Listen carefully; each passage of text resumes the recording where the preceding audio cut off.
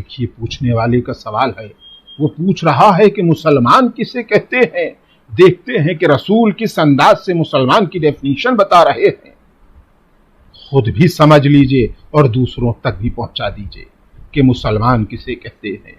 میں نے سوچا کہ شاید رسول جواب دیں کہ جو نماز پڑھے وہ مسلمان ہے، جو روزہ رکھے وہ مسلمان ہے، جو حج کرے وہ مسلمان ہے، جو خمس و زکوٰۃ ادا کرے وہ مسلمان ہے، مگر رسول نے یہ نہیں کہا۔ دیکھیے رسول کس انداز سے مسلمانوں کو پہچانوا رہے ہیں۔ رسول نے کہا کہ جس کے ہاتھ سے، جس کی زبان سے کسی کو تکلیف نہ پہنچے اسے مسلمان کہتے ہیں۔ زبان کا مطلب قول ہے، ہاتھ کا مطلب فعل ہے۔ جس کے قول سے، جس کے فعل سے کسی کو تکلیف نہ پہنچے اسے مسلمان کہتے ہیں۔ جس کے سینے میں انسانیت کا دل دھڑکتا ہو، جو کسی کا حق نہ مارے اسے مسلمان کہتے ہیں۔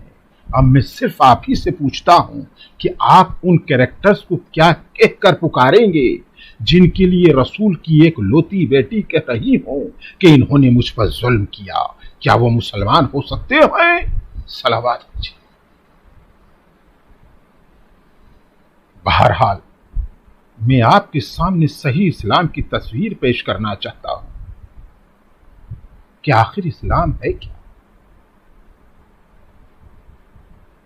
آپ چند قدم میرے ساتھ چلیے۔ آج پوری دنیا نے اسلام کی سول کو ختم کر دیا ہے، اسلام کی روح کو برباد کر دیا ہے۔ میں آج آپ کو اسلام کی صحیح تصویر دکھانا چاہتا ہوں کہ اسلام محبت اور اخلاق کا مذہب ہے۔ اسلام میں محبت کے علاوہ کچھ بھی نہیں ہے۔ کہ دنیا میں جتنے بھی اللہ کی مخلوق ہے، جس کی گنتی سوائے خدا کی اور کوئی نہیں جانتا، اسے اینشینٹ فلسفر ہو یا ماڈرن فلسفر ہو، اس نے ڈسٹریبیوشن اور کریشن کے اعتبار سے اللہ کی اس مخلوق کو 4 حصوں میں تقسیم کیا ہے۔ پہلی منزل جمادات کی ہے، جس میں مٹی کا ڈھیر اور پہاڑ یہ سب آ جاتے ہیں۔ اسلام نے اس پر بھی محبت کی نگاہ ڈالی اور کہا کہ اس زمین پر اس انداز سے چلو کہ جیسے شریف انسان کی چال ہوتی ہے، تمہارے قدموں سے غرور اور تکبر نہ ٹپکے۔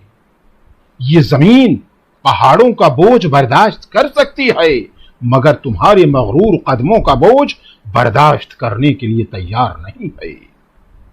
اور اگر تم اپنے مغرور قدموں سے اس کے سینے پر چلے تو اتنا یاد رکھنا کہ تم خاک سے بنے ہو اور خاک ہی میں مل جاؤ گے۔ نہ جانے کتنے مغرور تھے کہ جو آج خاک بن چکے ہیں۔ اور اتنا بھی یاد رکھنا کہ یہ زمین اپنی بے عزتی کا بدلہ لے گی۔